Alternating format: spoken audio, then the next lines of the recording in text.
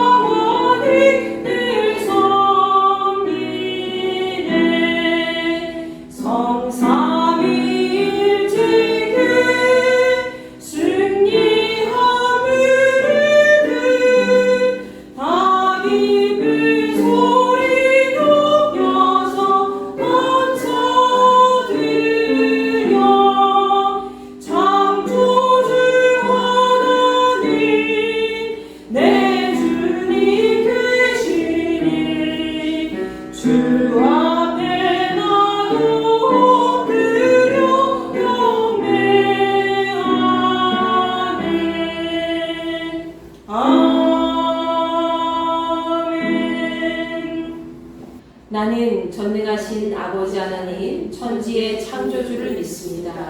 나는 그의 유일하신 아들 우리 주 예수 그리스도를 믿습니다.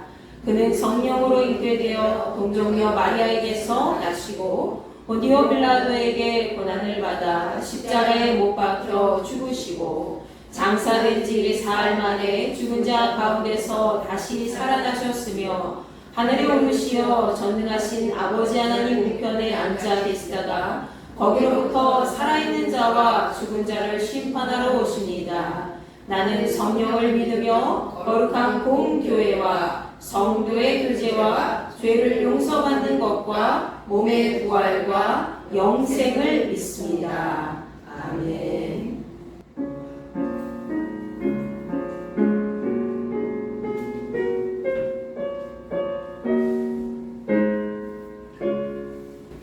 목소리 높여서 주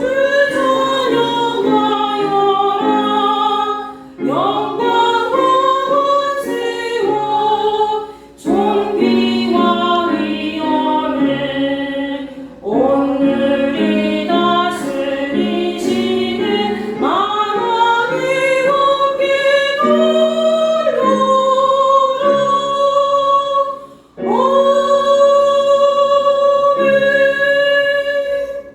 은혜가 풍성하시고 자비로우신 하나님 아버지 감사합니다. 지난 한 주간 하나님의 은혜 가운데 살게 하시고 오늘 우리가 다시 주의 거룩한 성전에 모였습니다. 각자의 삶의 자리에서 한 자리에 모인 우리를 불쌍히 여겨 주옵소서. 지금 이 시간 하나님의 임재가 우리 각 사람의 심령에 임하여 성령의 불길로 타오르게 하시고 우리가 함께 예배드리는 모든 순간이 하나님의 말씀으로 연합하는 존귀한 시간이 되게 하여 주옵소서. 존귀하신 하나님, 우리가 지난 날들을 되돌아봅니다. 우리의 욕심과 아집과 미움과 다툼으로 얼룩졌던 모든 모습을 하나님 앞에 낱낱이 드러내고 회개하오니 예수 그리스도의 보혈로 우리를 깨끗하게 씻어 주시옵소서. 정결한 주의 백성이 되게 하여 주시옵소서. 우리가 더 이상 세상의 거짓된 풍조 속에 휘말리지 않게 하시고 예수 그리스도의 빛을 전하는 향기가 되어 완전하신 하나님의 품성을 드러내기에 부족함이 없도록 인도하여 주옵소서. 전능하시고 거룩하신 하나님 손에 우리의 인생을 맡깁니다. 하나님의 뜻에 따라 온전히 순종하게 하시고 전쟁과 기근으로 고통받는 자녀들에게 주께서 주시는 치유와 회복의 기쁜 소식을 널리 전하여 믿음의 결실을 풍성히 맺는 하나님의 사람으로 사용하여 주옵소서. 지금 이 시간 우리의 마음을 주 앞에 올려드리며 말씀을 듣습니다. 말씀을 전하고 듣는 모든 자가 하나님의 은혜로 기뻐하게 하시고 하나님 나라의 소망을 품고 주님을 더 사모하는 자들이 되게 하여 주옵소서. 우리 인돌교회를 사랑으로 인도하시는 예수 그리스도의 이름으로 기도합니다. 아멘.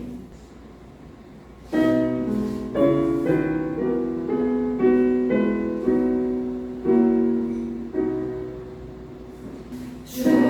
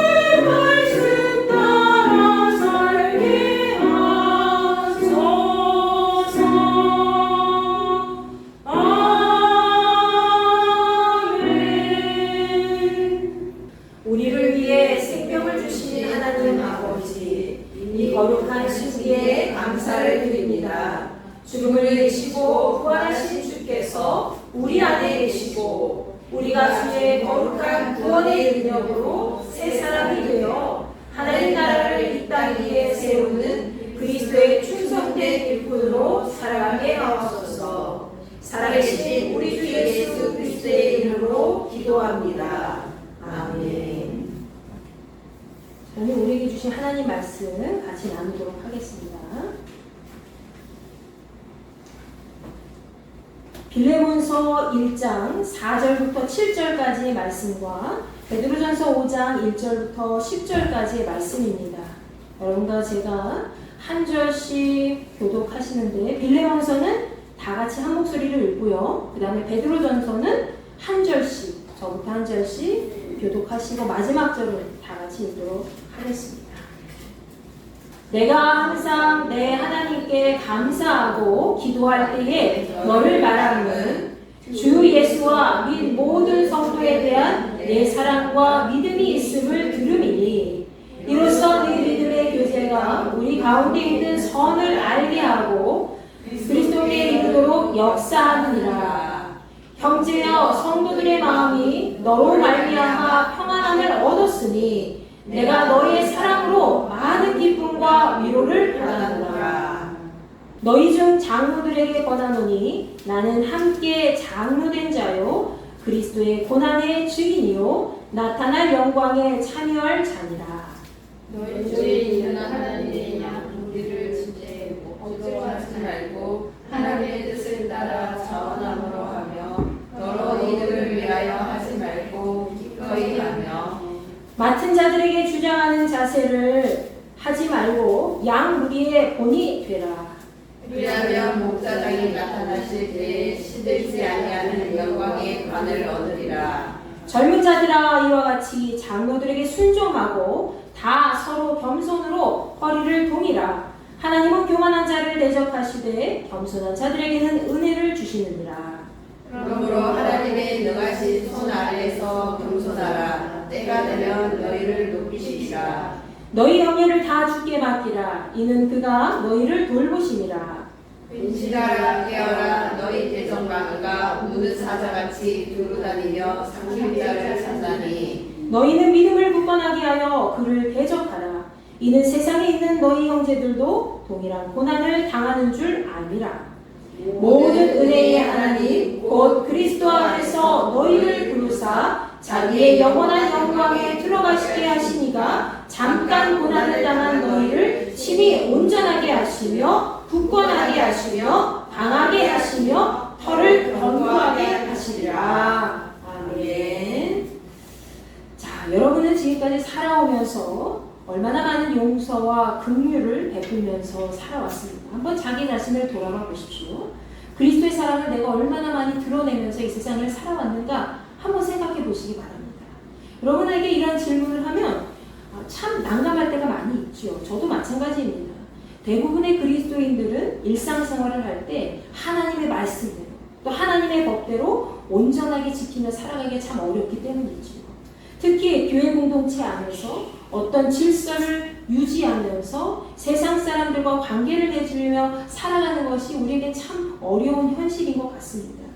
오늘 말씀 중에 빌레몬서 역시 여러분이 잘 알고 있듯이 이러한 현실적인 문제에 대해서 어떻게 해야 되는가라는 것을 실제 사건을 중심으로 해서 그 내용을 풀어가고 있습니다.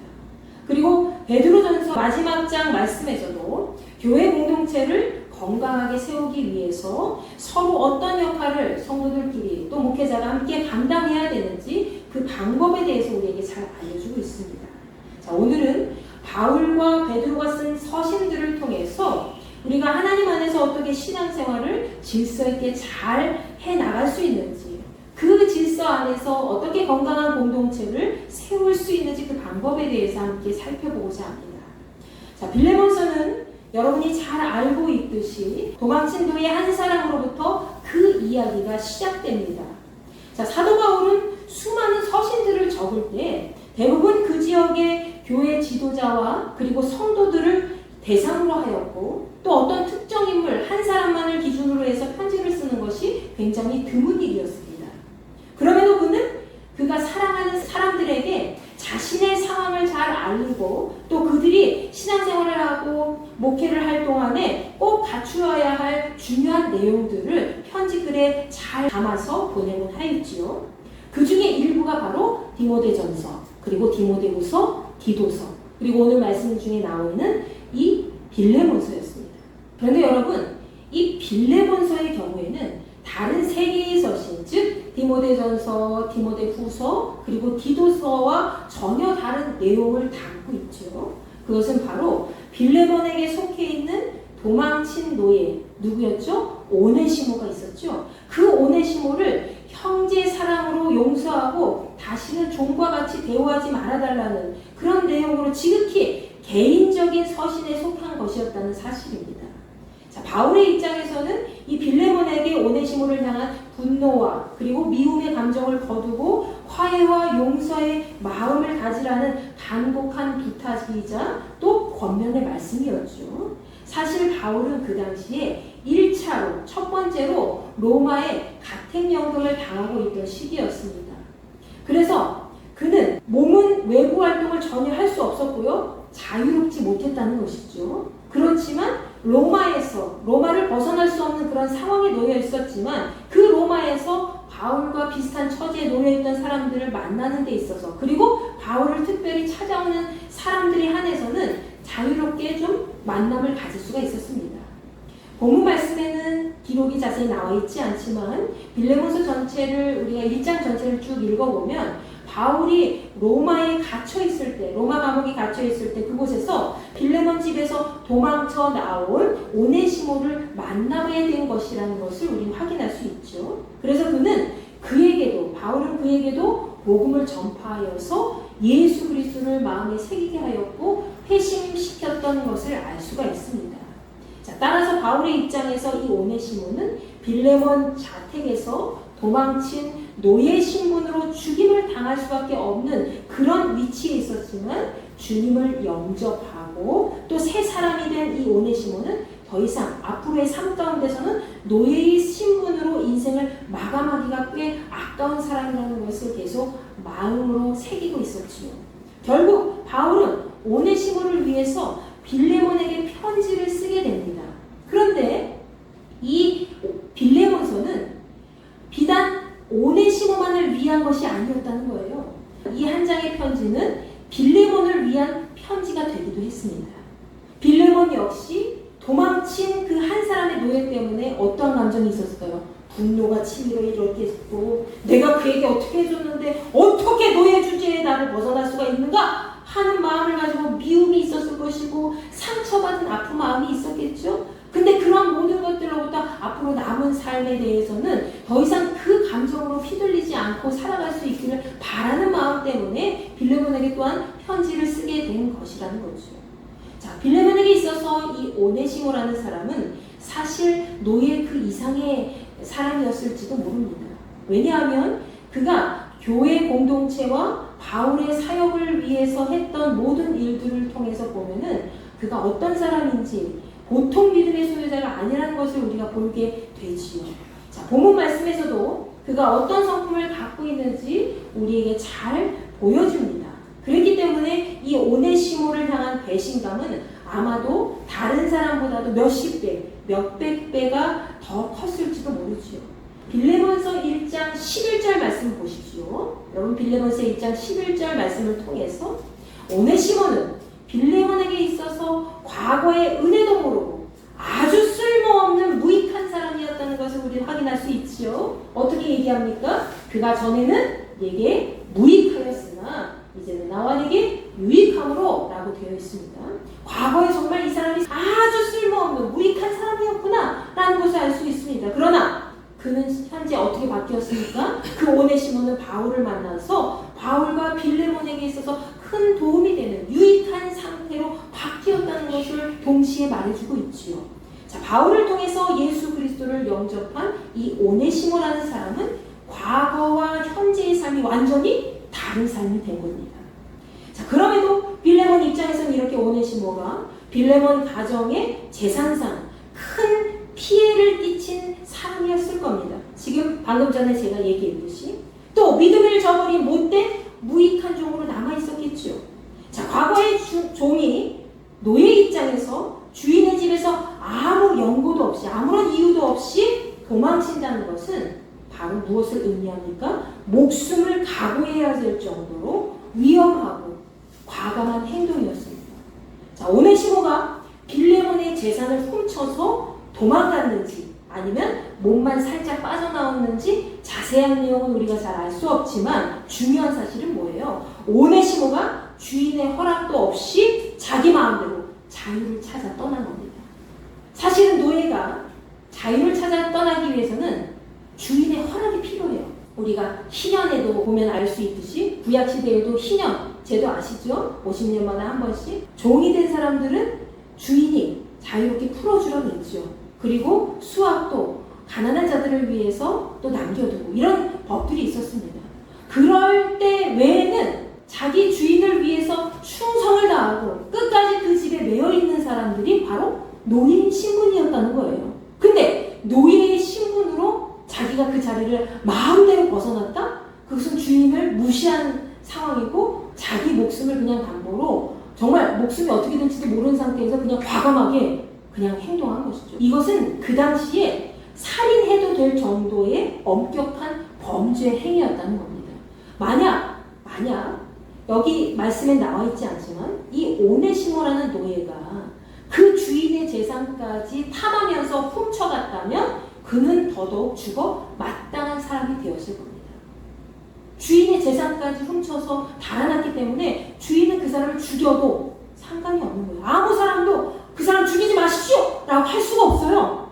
그 노예는 누구의 것이에요? 주인의 것이기 때문이죠. 네.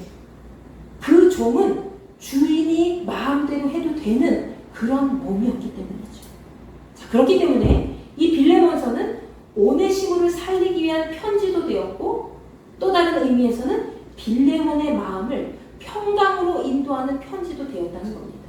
이 빌레몬의 입장에서 어땠는지는 나와 있지 않아요. 그 빌레몬이 입장은 나와 있지 않지만 마음속에 얼마나 애타고 아주 시커멓게 타들어갔겠죠.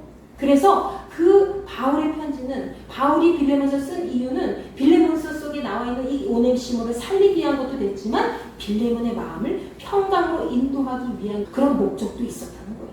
자, 바울은 먼저 인사를 나누고 빌레몬과 그의 가정이 어떠했는지 우리에게 알려주고 있지요. 자, 빌레몬서 1장 1절과 2절 말씀을 보면은 바울이 이렇게 편지를 받는 대상에 대해서 이렇게 이야기를 합니다. 그리스도 예수를 위하여 갇힌 자된 바울과 및 형제 디모데는 우리의 사랑을 받는 자요 동역자인 빌레몬과 자매 아피아와 우리와 함께 병사된 아키포와 내 집에 있는 교회에 편지하노니. 아멘. 자, 바울이 목회 사역을 감당했던 초대교회에서는 오늘날과 같이 번듯한 이런 교회 건물의 형태를 갖추지 못할 때가 참 많이 있었어요. 그래서 대부분 성도님들의 집을 이용해서 함께 예배드리고 교제를 나누었습니다. 자, 따라서 빌레몬 가정 역시 그러한 상태에 있었음을 알려주는 구절이 있죠. 내 집에 있는 교회에 편지하느니 이렇게 얘기하고 있잖아요. 그 집에 있는 모든 식구들이 다 뭐예요? 교회 공동체 역할을 함께 감당하면서 성도들과 함께 예배드리는 그 장소로 그 집을 사용했다는 것이죠. 자, 그들은 흔쾌히 자신들의 소중한 집을 빌려주면서 교회의 터로 사용할 수 있게 했습니다. 바울의 전도 사역을 돕고 그들은 하나님의 일을 하는데 최선을 다했던 사람들이었다는 거죠. 어디 이뿐입니까? 오늘 본문 말씀을 보면 빌레몬이 그 당시 어떤 사람인지 우리에게 잘 알려주고 있습니다. 자, 4절 말씀 보세요. 바울은 항상 기도할 때마다 누구를 생각한다고 했어요? 빌레몬을 생각하면서 감사 기도를 한다고 했어요. 빌레몬을 생각하면은 아유 저 사람 정말 아유 진짜 지겨워 죽겠어 이렇게 생각한 게 아니라 그 사람을 생각하면 감사가 나온대요. 그러니까 그 사람은 바울의 입장에서도 굉장히 애틋하고 사랑받을 수밖에 없게 행동하는 사람이라는 것을 우리가 확인할 수 있지요. 자, 왜 그랬을까요? 그 이유가 그 다음 구절에 나와 있습니다. 5절 말씀에 보면 이렇게 이야기하죠. 자, 시작. 주 예수와 및 모든 성도에 대한 내 사랑과 믿음이 있음을 들음이니. 자, 5절 말씀에 기록되어 있듯이 빌레몬은 성도들에 대한 기본적인 사랑이 충만했습니다.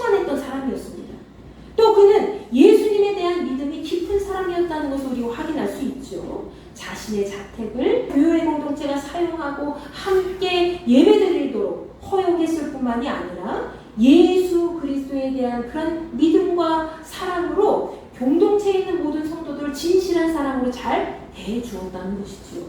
그랬기 때문에 바울은 6절 말씀에서 빌레몬 안에 있는 믿음을 통해서 서로 나누는 믿음의 교제를 통해서 예수 그리스도의 선을 알고 그분께 더 네가 가까이 나아가기를 원한다. 가까이 나아가도록 바라고 있다는 것을 얘기하게 줍니다.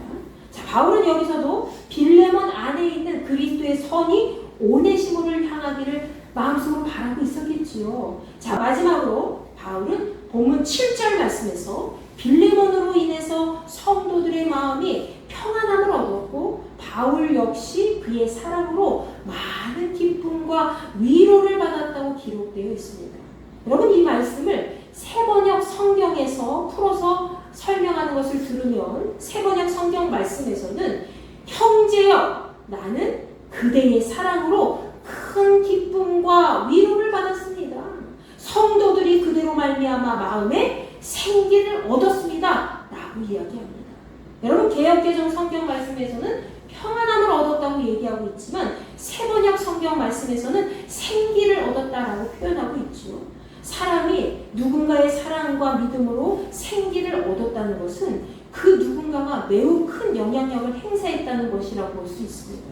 여러분, 요즘에 뉴스를 살펴보면은 왜 이렇게 자살하는 사람이 많은지, 과거에도 몇 년 전부터 계속 자살하는 사람들이 많이 있죠. 연이어서 살펴보면은 자택에서 숨진 연예인들을 우리가 그 뉴스를 접할 때도 있고, 연예인들의 유명한 사람들이 뉴스를 통해서 자택에서 그냥 숨졌다, 이런 내용들을 보게 됩니다. 그들은 대부분 겉으로는 어떤 모습이었을까요? 아무도 알지 못할 정도로 굉장히 밝고 건강한 모습으로 다녔다는 거예요. 실제로 여러분, 우울증에 빠진 사람들 보면은 사실은 저 사람 우울증인가 하지 못해 생각하지 못할 정도로 겉으로는 티가 나지 않을 때가 많이 있어요. 근데 속으로는 실제로 그 안을 깊숙이 들여다보면은 우울증이나 다른 정신적인 질환을 알 수 있는 경우가 굉장히 많이 있다는 거죠. 그래서 어떻게 됩니까? 그들의 심령이 상한 상태로 계속 하게 되다 보면은 심령이 상한 상태에 있으면 어때요? 우리 말씀에도 자문 말씀에도 그러잖아요. 심령이 상하면 뼈가 마른다고 되어 있잖아요. 심령이 상한 상태로 계속 있기 때문에 지속적으로 그들의 마음속에는 생기를 잃어버리게 되는 거죠. 그리고 생기를 잃어버린 상태이기 때문에 계속 죽음으로 가까이 나아가는 겁니다. 결국에는 행동으로 보여주잖아요. 살아있지만 죽은 상태의 사람이 되는 거죠. 그런데 여러분, 빌레몬은 여기 있는 모든 성도들이 어떤 모습을 주었다고 그랬어요? 평안함, 즉 생기를 주었다고 그랬잖아요. 빌레몬이 믿음의 공동체인 성도들에게 생기를 주었다는 것은 빌레몬의 삶이 언제나 주님과 함께하는 삶을 살았고 그분의 사랑이 이 모든 성도들에게 잘 전달되었기 때문에 가능했다는 것을 우리에게 말씀하고 있습니다. 더구나 로마 감옥에 갇혀있는 그 바울에게도 그 내용이 전해질 정도로 그의 사랑은 바울에게 있어서 큰 힘이 되었겠죠. 그래서 바울은 빌레몬 때문에 많은 기쁨과 위로를 받았다라고 하였죠. 자, 이러한 빌레몬의 성향 때문에 바울은 네가 그렇게 성도들을 향해서 너의 사랑을 전한 것처럼 오네시모도 그런 용서를 해주면 안 되겠니? 라고 바울이 얘기한 거예요. 오네시모를 다시 빌레몬 집으로 돌려보냈을 때에 용서하기는커녕 죽일 수도 있었던 그런 상황 속에서 오네시모를 빌레몬의 집에 다시 돌려보낸다는 것은 오네시모도 목숨을 각오해야 되는 일이었겠죠. 그런데 바울이 오네시모에게 예수 그리스도의 그 복음을 전했고 오네시모도 그 마음이 변했잖아요. 그래서 그는 이제 더 이상 무익한 종이 아니라 유익한 종이 되었다고 그랬죠. 그래서 오네시모의 마음이 변했기 때문에 그를 다시 빌레몬 집으로 돌려보낸다는 얘기를 한 겁니다. 자, 바울은 오네시모를 다시 빌레몬의 집으로 돌려보냈을 때에 빌레몬이 그를 배신한 오네시모를 주님 안에서 사랑으로 용서하고 그리스도의 형제로, 똑같은 형제로 다른 사람들과 똑같이 평등하게 대하라고 말씀하고 있는 거죠. 자, 이처럼 빌레몬과 오네시모의 이 사건은 단순히 주인과 종의 관계를 넘어서서 그리스도 예수 안에서 함께 살아가야 될 인간과 인간 인간의 관계를 맺어가는 방법에 대해서 우리에게 알려주고 있습니다. 자, 오늘 또 다른 본문 베드로전서 5장 말씀 볼까요? 베드로전서 5장 말씀에서도 역시 우리가 믿는 자로서 어떻게 교회의 질서를 바르게 세워가고 건강한 교회를 만들 수 있는지 그 방법에 대해서 안내하고 있죠. 자, 베드로전서는 전체적으로 빌레몬서보다 조금 더 늦게 기록된 베드로의 서신입니다. 기독교의 박해로 인해서 고난당하는 성도들에게 구원의 소망의 메시지를 선포하고 그들이 믿음으로 승리할 수 있도록 잘 알려주고 있는 서신이라는 거죠. 특별히 베드로전서 5장 1절 말씀 보십시오. 베드로전서 5장 1절 말씀에서는 각 교회의 장로들에게 편지한다고 언급하고 있습니다. 그러면서 베드로가 직접 자기 자신을 그리스도의 고난의 증인이요 또 장차 나타날 영광에 참여할 자라고 소개하고 있죠. 여기서 이야기하고 있는 이 장로의 직분은 오늘날의 장로보다 더 큰 의미를 갖고 있습니다. 오늘날에도 교회마다 장로님들이 있잖아요. 우리 교회는 없지만 그 당시의 장로는 어떤 사람들이었냐 하면 오늘날의 목회자와 같이 교회의 성도들을 하나님 말씀으로 잘 양육하는 영적 지도자의 역할까지 감당한 사람들이었다는 거예요. 그래서 교회 공동체 안에서 그 영향력이 굉장히 컸다고 할 수가 있죠. 자, 바울은 그들이 하나님의 질서 안에서 교회 공동체를 잘 세울 수 있는 방법을 본문 말씀을 통해서 알려줍니다. 자, 2절 말씀 보시면 첫째로 장로인 이 영적 지도자는 하나님께서 맡겨주신 이 양떼인 성도들을 하나님의 뜻에 따라서 기쁘게 자원하는 마음으로 잘 돌봐줘야 된다고 얘기하고 있습니다. 자, 이것은 그 당시에 장로의 명분을 내세워서 연약한 성도의 가정을 대상으로 해서 폭리를 취하는 그런 자들이 있었기 때문에 베드로 사도가 특별히 언급한 내용이었다는 거죠. 자, 하나님의 사람들은 하나님의 뜻 안에서 그리스도의 사랑으로 돌보고 양육하는 것이 가장 기본이 되는 그리스도의 정신이죠. 마치 빌레몬이 성도들에게 보여주었던 그런 사랑처럼 말입니다. 자, 두 번째는 어떻게 해야 될까요? 장로들은 하나님께로부터 맡겨진 이 양떼 위에서 어떤 특별히 군림하거나 지배하려는 자세를 취하지 말고 모범이 되는 삶을 살아가야 된다는 거예요. 자, 사랑과 사랑과의 관계에 있어서 가장 오랫동안 유지하는 관계는 어떤 관계일까요, 여러분? 서로 인격적으로 존중하고 사랑하는 관계가 될 때 그렇다는 거예요. 그리고 함께 본이 되는 삶을 살아갈 때에 서로에게 좋은 영향을 미치면서 가장 오랫동안 유지되는 그런 관계가 된다는 것이죠. 여러분, 친구 사이도 어때요? 친구가 혼자 잘났어요. 잘난 게 많아요. 그렇지만 늘 겸손한 마음으로 다른 사람들, 다른 친구들 존중하는, 사랑하면서 그렇게 하면 그 친구들과의 관계는 오랫동안 유지하지만 그렇지 않고 어떤 이 사람이 계속 잘난 척하면서 말해서 다른 사람들을 깔보고 무시하면서 비난하고 그렇게 되면 그 관계는 오랫동안 유지할 수가 없어요. 이것은 여러분 교회 공동체뿐만 아니라 일반적인 인간관계에서도 적용이 되는 삶의 기본적인 자세라고 할 수 있습니다. 여러분, 베드로는 교회의 영적 지도자가 되는 이런 장로들이 이러한 두 가지 사실을 잘 기억하면서 지켰을 때에 나중에 목자장이 되시는 예수께서 나타나실 때에 그들이 어떻다 그랬어요? 시들지 않는 영광의 관을 얻을 것이다 라고 4절 말씀에 언급하고 있습니다. 여러분, 시들지 않는 영광의 관은 뭡니까? 바로 영원히 변하지 않는 면류관을 의미하지요. 자, 여러분, 고대 그리스에서부터 올림픽 경기가 시작됐다는 거 아시죠? 그때 고대 그리스에서 시작한 올림픽 경기의 우승자에게는 무엇을 줍니까? 월계관을 주잖아요. 월계관. 아셔요? 자, 항상 월계수 잎과 나뭇가지로 만든 월계관이 수여되었습니다. 자, 우승자에게 이 월계관은 굉장히 최고의 영광이었죠. 그렇지만 그것은 식물로 만든 것이기 때문에 금방 시들어버리고 그래서 결국에는 우승의 영광을 오래 간직할 수가 없습니다. 그러나 목자장이신 예수께서 주신 하늘의 상품은 어떻다는 거예요? 영원히 변하지 않는 영광의 관이기 때문에 구원의 영광을 영원히 우리가 누리게 될 수 있다는 거예요. 베드로는 이렇게 장로들의 역할에 대해서 이야기했지만 그 이후의 구절에서는 장로들뿐만이 아니라 성도들 역시 함께 지켜야 할 방법에 대해서, 그 법에 대해서 이야기합니다. 자, 그 중에서 특히 연령대가 젊은 사람들이 지켜야 할 그런 교회의 질서에 대해서 이렇게 이야기하죠. 첫 번째는 뭡니까? 장로들에게 순종하고 겸손한 마음으로 서로 섬겨야 된다라고 이야기하죠. 그 당시에 장로들은 어떤 상태였냐면 영적 지도자로서 충분히 그 자격을 갖추어야 됐기 때문에 어느 정도 다른 성도들보다도, 젊은 층의 성도들보다도 훨씬 더 연령대가 높은 위치에 있었습니다. 그럼에도 아직 믿음이 자라지 못한 젊은 성도들의 경우에는 때로는 장로들이 전한 하나님의 말씀을 무시하고 자기 멋대로 신앙생활을 하기도 했다는 것이죠. 이 부분은 오늘날의 교회도 마찬가지 아닙니까? 연로한 상태로 오랫동안 신앙생활 잘해온 권사님이나 또 장로님이나 그런 분들이 이제 다른 성도님들한테 권면의 말을 할 때에 아유 나도 다 아는 말씀 하고 있어! 라고 어떤 성도님이 그렇게, 젊은 사람이 그렇게 했다고 쳐보세요. 그건 정말 하나님 말씀 무시한 거겠죠. 여러분, 교회의 질서는 하나님께서 세우시는 겁니다. 믿으십니까?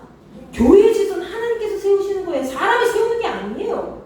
하나님께서는 교만한 자를 대접하시고 겸손한 자들을 은혜 가운데 세워주시는 분임을 여러분 다시 한번 기억하시기 바랍니다. 자, 사도 베드로는 본문 6절 말씀에서 하나님의 능하신 손 아래에서 겸손하라 라고 당부하고 있죠. 하나님께서는 적절한 때에 우리를 높여주시기 때문에 우리 스스로 인간의 방법으로 높아질 필요가 없다는 것입니다. 그것은 우리의 욕심일 뿐이라는 거예요. 인간의 욕심일 뿐이라는 겁니다. 여러분, 창세기 11장 말씀에 보면은 어떤 사건 나오는지 아시죠? 그 말씀에 이야기하고 있는 바벨탑 사건에서도 우리가 알 수 있듯이 하나님보다 우리 인간이 높아지려고 하는 그런 우쭐한 마음을 품는 순간 우리는 어떻게 되는 거예요? 서로 흩어져서 죄 가운데 멸망받는 백성이 된다는 것이죠. 그러니까 항상 우리는 하나님 앞에 주의 거룩하신 손 아래에 늘 겸손한 태도로 주님만을 바라보며 나아가야 될 줄로 믿습니다. 자, 두 번째로 이 젊은 층의 성도들이 또 함께 기억해야 될 말씀은 모든 걱정과 근심을 다 어디에 맡겨야 돼요? 주님께 맡겨야 된다는 거예요. 주님께. 여러분, 내 짐을 누군가에게 맡긴다는 것은 그 사람을 믿기 때문에 맡길 수 있는 것이죠. 그죠? 아이가 어른에게, 자기 부모에게 안아달라고 하는 건 뭐예요? 아, 이 사람에게는 내 몸을 맡길 수가 있겠다. 자기 자신의 몸을 엄마의 손길에 맡기는 것 자체가 엄마를 믿고 의지한다는 뜻이 되겠죠. 우리가 주님 앞에 그렇게 의지하고 주님께 나의 모든 짐을 맡길 때에 주께서 우리의 모든 인생의 것을 잘 지키시고 돌보시고 인도해 주신다는 것이죠. 여러분, 우리가 예수님께 우리의 근심, 걱정, 짐을 맡기는 순간 주님을 우리가 그만큼 신뢰하고 확신한다는 증거가 됩니다. 자, 베드로는 주께서 우리를 돌보시기 때문에 우리가 그분께 우리의 염려를 맡겨도 된다는 사실을 우리에게 알려주고 있죠. 자, 세 번째로 우리는 항상 근신하고 깨어서 강인한 믿음으로 마귀를 대적해야 된다는 겁니다. 자, 마귀는 어떤 상태에 있다고 그랬어요? 항상 굶주린 사자처럼 와 하면서 굶주린 사자처럼 우리의 영혼을 삼키면서 두루 돌아다닌다는 거예요. 그때에 우리가 기도하지 않고 믿음을 굳건히 세우지 않는다면 어떻게 될까요? 우리는 그 자리에서 바로 마귀의 유혹이 넘어가게 되고 쓰러지게 되고 당하는 거예요. 베드로는 세상의 모든 그리스도인 형제들도 똑같이 지금 너희들과 같이 동일한 고난을 당하고 있다. 그렇기 때문에 항상 믿음을 견고히 하고 굳건하게 세워라 라고 이야기하는 거죠. 항상 깨어있어라 라고 우리에게 말씀하고 있습니다. 자, 그리고 마지막 10절 말씀에서 믿음의 성도들이 얼마 동안 고난을 겪고 나면 예수 그리스도 안에서 그 성도들을 불러서 영원한 영광을 함께 누리게 하신 은혜의 하나님께서 그들을 어떻게 하신다? 온전하게, 굳건하게 해주시고 강하게 하시고 그 터를 견고하게 세워주실 것이다 라고 말씀하고 있습니다. 여러분, 우리가 하나님의 질서 안에서 예수 그리스도를 향한 믿음을 굳게 잡고 항상 영적으로 깨어서 서로 존경하고 존중하면서 하나님 말씀 앞에 겸손한 자세로 주님만 의지하고 나아갈 때에 우리의 삶을 하나님께서 책임져 주시고 더더욱 견고하게 세워주실 줄 믿으시기 바랍니다. 고린도전서 6장 19절 20절 말씀 우리 다 같이 큰 소리로 읽겠습니다. 시작. 너희 몸은 너희가 하나님께로부터 받은 바 너희 가운데 계신 성령의 성인 줄을 알지 못하느냐. 너희는 너희 자신의 것이 아니라 값으로 산 것이 되었으니 그런즉 너희 몸으로 하나님께 영광을 돌리라. 아멘. 여러분, 우리의 몸과 우리의 삶은 우리의 것이 아닙니다. 아멘. 우리의 것이 아니에요. 거룩하신 하나님의 영이 거하신 하나님의 것이라는 사실을 다시 한번 마음에 새기시기 바랍니다. 하나님께서는 예수 그리스도의 피값으로 우리의 목숨을 건져주셨다는 거예요. 우리의 목숨을 사셨다는 거예요. 그럼 내가 과일을 샀어. 내가 돈을 주고 과일을 샀어. 그럼 그 과일은 누구의 것이에요? 돈 주고 산 사람의 것이잖아요. 예수 그리스도의 피값으로 우리의 목숨을 사셨어요. 누가? 하나님께서. 그 은혜 하나님께서. 그럼 우리의 목숨은 누구의 것이에요? 하나님 것이라는 거예요. 그래서 우리는 우리의 몸도 우리의 마음도 우리의 영혼도 함부로 하지 못한다는 거예요. 누구의 것이기 때문에? 하나님의 것이기 때문에. 그렇기 때문에 우리는 값을 치르고 사신 그런 분의 것이고 우리는 당연히 하나님께 어떻게 해야 돼요? 영광을 돌려야 될 의무와 책임이 있다는 거죠. 하나님께 영광을 돌리고 계십니까? 목소리 크게 아멘! 아멘. 앞으로 그렇게 되실 거예요. 더더욱 크게. 아멘. 아멘. 아멘. 하나님께 영광 돌려서 우리 힘돌교회가 하나님의 영광이 가득 넘치고 우리 각 가정마다 하나님의 형통함으로 막 가득 넘치고 얼마나 좋아요. 얼마나 기뻐요. 여러분, 우리가 하나님께 영광을 돌리는 삶은 어떤 거대한 특정한 일이 아닙니다. 아유, 하나님께 영광 어떻게 돌리죠, 목사님? 하면 저는 얘기해 줄 수가 없어요. 근데 성경 말씀에 기록되어 있어요. 어떻게 영광을 돌리라고 했어요? 우리가 하나님의 질서 안에서. 사람의 질서가 아니에요. 내가 만든 그런 질서, 법이 아니라 하나님 말씀의 법을 따라서 하나님의 질서 안에서 그리스도 예수를 향한 믿음으로 굳건하게 서서 그 믿음 잃어버리지 않고 굳건하게 붙잡고 있는 거예요. 그러면서 그분이 주시는 사랑으로 함께 어떻게 해요? 존중해 주면서 사랑해 주면서 함께 섬길 때 그리고 늘 깨어서 기도하면서 마귀를 대적하고 우리를 언제나 쓰러뜨리려고 하는 그 마귀를 대적하고 주님 앞에 우리의 삶을 겸손하게 맡길 때 주께서는 모든 고난 속에서도 우리가 하나님 앞에 영광 돌리며 승리할 수 있도록 인도해 주신다는 사실을 기억하시기 바랍니다. 그것이 바로 하나님 앞에 영광 돌리는 길이라는 거예요. 그것이 바로 모든 교회 공동체를 건강하게 만들고 질서를 세우는 길이라는 사실입니다. 여러분, 오늘 우리에게 주신 이 말씀을 기억하면서 하나님의 말씀을 마음속 깊숙이 되새기면서 하나님의 질서 안에서 건강한 우리 힘돌교회를 잘 세워가는 우리 거룩한 힘돌교회 공동체, 거룩한 믿음의 성도가 되시기를 간절히 축원합니다. 아멘.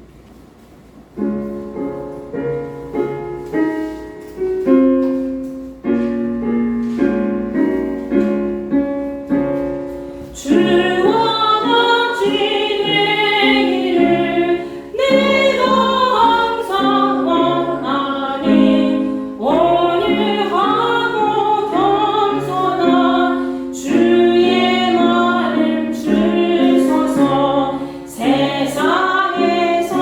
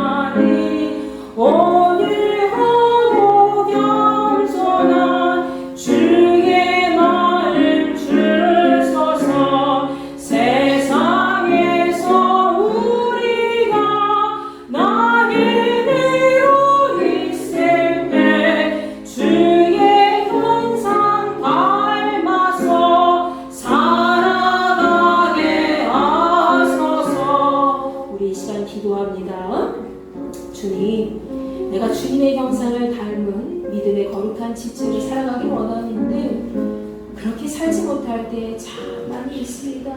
하나님의 질서를 잃어버리고 나의 뜻대로, 나의 생각대로, 나의 마음이 원하는 대로 갈 때가 많이 있습니다. 하나님, 우리의 마음속에 하나님의 질서를, 하나님의 법을, 하나님의 말씀을 다시 심어 주시옵소서. 하나님의 뜻에 따라 세상의 혼란함을, 혼탁함을 질서정연하게 바로잡게 하시고 오직 하나님의 법에 따라 서로가 존중하며 사랑해주며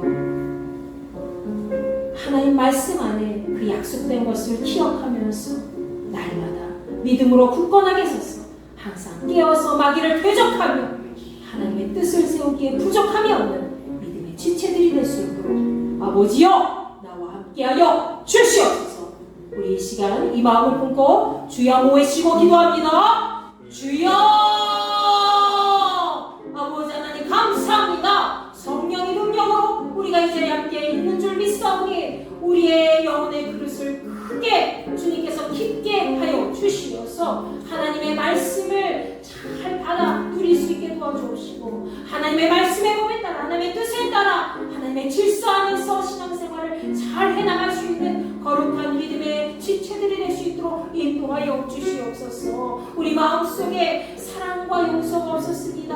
화해와 또 믿음의 거룩함이 없었습니다. 아버지 하나님이시여 저희들 불쌍히 여겨주시고 서로가 함께 연합했을 때 존중하면서 섬길 수 있는 믿음 허락하여 주옵시고 항상 하나님의 뜻에 따라서 굳건하게 깨어서 기도하게 하시고 언제나 마귀를 대적하고 하나님의 뜻에 따라서 서로 섬기며 늘 사랑으로 감싸며 이 믿음의 공동체를 바로 세우기에 부족함이 없도록 우리의 삶을 주장하여 주시옵소서. 악한 세력이 우리를 틈타지 못하도록 인도해 주시고 언제나 하나님 나라의 영광을 위해서 끝까지 사명을 충성되게 감당할 수 있는 믿음의 지체들이 되기를 간절히 소망합니다. 아버지 하나님 우리의 마음속에 교만함은 꺾어버려 주옵시고 오직 겸손한 믿음을 가지고 주님 앞에 오직 주님의 뜻을 의지하며 나아갈 수 있기를 원합니다. 오직 주님만 바라보며 주님께 우리의 짐을 맡기기를 원합니다. 아버지 하나님이시여 모든 걱정, 근심 사라지게 하시고 오직 주 예수 그리스도의 믿음을 향하여 깊건하게 이제 마음을 다잡고 나아가길 부족함이 없는 거룩한 믿음의 지체들 될 수 있도록 성령의 능력으로 우리의 삶을 주장하여 주시옵소서.